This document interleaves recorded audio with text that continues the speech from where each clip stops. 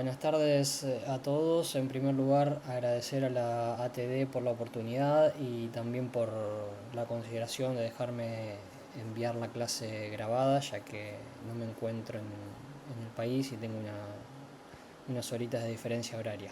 En este caso voy a presentar un trabajo que realizamos sobre la prevalencia de lesiones musculares del grupo isquiotibial y morbilidad del sitio dador en deportistas amateurs sometidos a reconstrucción primaria al ligamento cruzado anterior mediante autoinjerto de semitendinoso recto interno.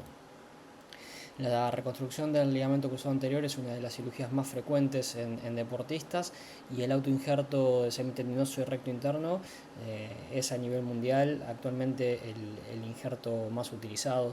Registros escandinavos, que son una de las fuentes epidemiológicas más grandes en reconstrucción del ligamento cruzado anterior, reportaron entre un 60 y un 80% de los cirujanos eligen este injerto como primera elección para la reconstrucción primaria del ligamento, por ser una técnica reproducible con muy buenos resultados demostrados a largo plazo y baja tasa de complicaciones.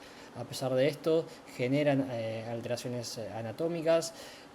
Si bien está descripta la regeneración del tejido, esta es variable, no siempre es anatómica, se modifica su sitio de inserción.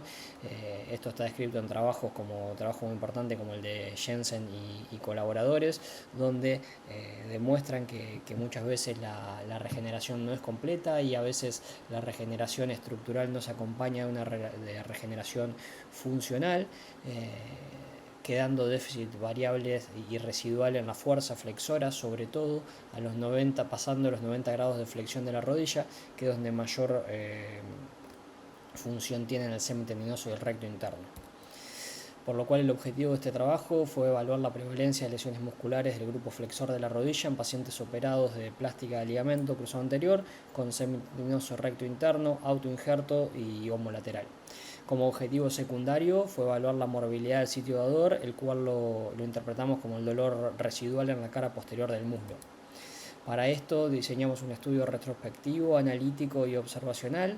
El ámbito fue el Hospital Álvarez en un periodo comprendido entre el 2015 y el 2021. Mediante una entrevista sistemática y telefónica se realizó la evaluación de los pacientes. Los criterios de inclusión fueron pacientes entre 18 y 40 años, operados de reconstrucción primaria del ligamento cruzado anterior con semitendinoso recto interno, un mínimo de 4 años de seguimiento, deportistas amateurs no profesionales, y que hayan tenido una rehabilitación completa, que más adelante voy a explicar a qué nos referimos con esto. Como criterios de exclusión fueron cirugías con HTH o algún otro injerto, cirugías de revisión, cirugías multiligamentarias e infecciones. Cuando hablamos de alta con rehabilitación completa, no nos referimos al tiempo que estuvieron trabajando con el kinesiólogo, ya que la rehabilitación incluye también los trabajos de campo y de fortalecimiento posterior a la etapa kinésica estricta.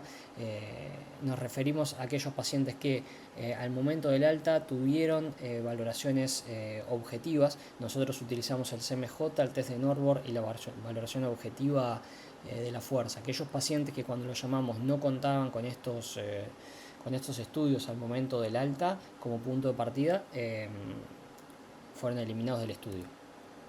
Las variables estudiadas como variable dependiente, y la principal variable a estudiar fue la lesión muscular, la cual la dividimos en lesión estructural, es decir, un desgarro. Para esto sí o sí necesitamos un método imagenológico, ya sea ecografía o resonancia, si no, no lo contemplamos como paciente desgarrado, o lesión no estructural, que una contractura o una sobrecarga.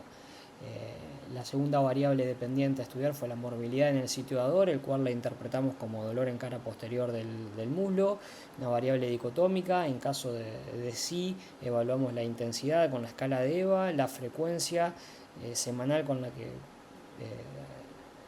sufrieron este dolor, y la repercusión que este tuvo en la práctica de su actividad deportiva. También evaluamos el nivel de retorno deportivo comparado con el previo a la lesión, en mayor, igual, menor o no retorno, y como variables independientes evaluamos edad, sexo, peso y talla, tabaquismo, adherencia a la rehabilitación según la escala de níquel, como muy buena, regular y mala, es decir, una escala subjetiva del paciente, y también consultamos si continuaron realizando dentro de su rutina de fortalecimiento ejercicios excéntricos luego del alta. Entrando en los resultados, en el periodo estudiado tuvimos un total de 105 pacientes, de los cuales, aplicando los criterios de exclusión, eliminamos 22 por ser operados con injerto de hueso tendón hueso, 2 fueron cirugías multiligamentarias, 5 pacientes no tenían la rehabilitación completa al momento del alta, es decir, no tenían esas valoraciones de fuerza. Y 25 pacientes fueron eliminados por falta de respuesta, no los pudimos contactar, por lo cual 48 pacientes quedaron incluidos en el estudio. En cuanto a los resultados demográficos, el 78,3% fueron pacientes masculinos con una edad media de 30,1, un índice de masa corporal media de 25,29, el tiempo de seguimiento con una mediana de 35 meses. El deporte que realizaron fueron 52% de los pacientes practicaban fútbol, un 10,4% running, un 6,25% rugby, un 20,83% pádel, 4,17% hockey y 6,25% básquet. En cuanto a la rehabilitación, el tiempo kinésico tuvo una mediana de 4 meses, entre 3 y 5. La adherencia, según la escala de níquel, más del 50%, es decir, tuvieron o una buena o una muy buena adherencia al tratamiento kinésico, 36,2 fue buena y 29,8 fue muy buena. Este es un cuadro donde grafica los resultados que ya dije recién. Y en cuanto a nuestro principal objetivo, la prevalencia de las lesiones musculares del grupo flexor de la rodilla fue de un total de un 10%, siendo 6,2 desgarros constatados por ecografía y 4,2 contracturas sobrecarga. En cuanto al dolor en la cara posterior del muslo, el cual le interpretamos como morbilidad del sitio dador, fue un 33%, con una media de intensidad de 4,1. Solamente 3 pacientes sintieron limitación en su actividad a causa de este dolor, y como hallazgo, si bien este estudio no fue diseñado para evaluar causalidad, el 60% de los pacientes que continuaron con dolor no continuaron realizando fortalecimiento excéntrico luego del alta como parte de su rutina de entrenamiento.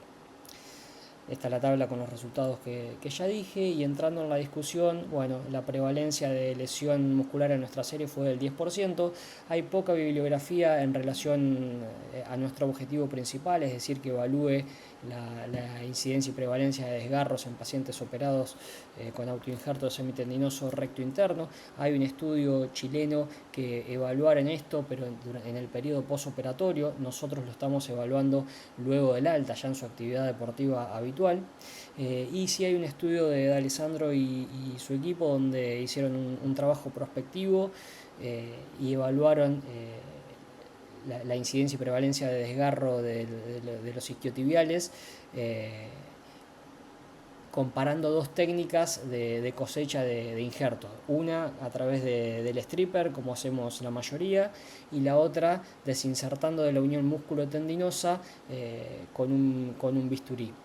En esta serie tuvieron hasta un 37,5% de desgarros. Es cierto que no utilizaron métodos diagnósticos para diagnosticar el desgarro. El diagnóstico fue clínico, por lo cual también puede haber un sobrediagnóstico, y es cierto también que en nuestra serie, al ser un estudio retrospectivo con bastantes años de seguimiento en un ámbito de hospital público donde quizás muchos pacientes no tienen acceso rápido al método de imagen, podemos haber tenido también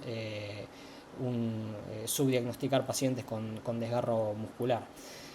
Por lo cual esta variable no está muy bien estudiada en la bibliografía, no tenemos como para compararla, pero sí la podemos comparar con la prevalencia de desgarros de isquiotibiales en la población deportista en general, donde hay registros que reportan aproximadamente un 13%, por lo cual la prevalencia en nuestra serie no fue mayor a la de la población deportiva en general. En cuanto a la morbilidad del sitio dador, sí está bien estudiado. Nosotros tuvimos un 33% con una intensidad media de 4,1. Estos resultados son similares a los descritos en la bibliografía. Por ejemplo, uno de los trabajos importantes acerca de esto es el de Bonessen y colaboradores, donde reportaron un 34% de morbilidad del sitio dador, siendo un 28% dolor leve y un 6% moderado. Como hallazgo y como lo dije hoy, este estudio no fue diseñado para esto, pero un 60% de los pacientes que continuaron con dolor residual en la cara posterior del muslo no realizaron ejercicios excéntricos como parte de su rutina preventiva. En cuanto a las limitaciones de nuestro trabajo, bueno, es un estudio retrospectivo con ausencia de grupo control, con un N pequeño y tuvimos una pérdida de pacientes importante, 25 pacientes no pudieron ser contactados. En cuanto a la fortaleza, bueno, es un seguimiento a largo plazo, un mínimo de 4 años, un mismo equipo quirúrgico, siempre la misma técnica en todos los casos y evaluamos una variable poco estudiada y de interés clínico. Por lo tanto, la principal limitación del estudio es la ausencia de un grupo control y su diseño retrospectivo. Sin embargo, constituye un estudio exploratorio que aporta información original y de interés y de una variable poco estudiada y puede servir como punto de gatillo para futuras investigaciones de mayor nivel de evidencia. Como conclusiones y para cerrar, la prevalencia de lesiones musculares en nuestra serie fue del 10,4%, siendo un 6,2% de desgarros y un 4,2% contracturas. La prevalencia de dolor en la cara posterior del muslo, interpretada como morbilidad del sitio dador, fue del 33,3% con una intensidad media de 4,1. Estos valores son similares a los reportados en la bibliografía. Remarcar nuevamente, se trata de un estudio de carácter exploratorio de bajo nivel de evidencia, pero que puede servir como punto de gatillo para posteriores estudios. Muchísimas gracias.